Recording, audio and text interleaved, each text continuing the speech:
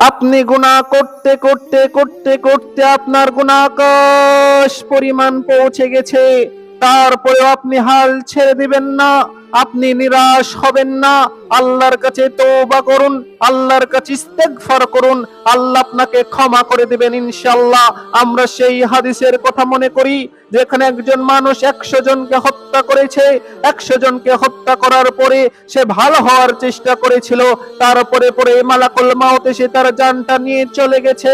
আল্লাহ রাব্বুল আলামিন তাকে ক্ষমা করে দিয়েছিলেন, কারণ সে ভালো হওয়ার চেষ্টা করেছে।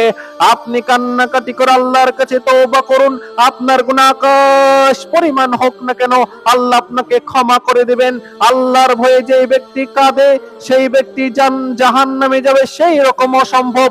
গাভীর বাট থেকে দুধ বার করে সেই দুধ যেমন ভিতরে ঢোকানো যেমন অসম্ভব, আল্লাহর ভয়ে যে ব্যক্তি কাঁদে সেই ব্যক্তি জাহান্নামে যাবে, সেই রকম অসম্ভব।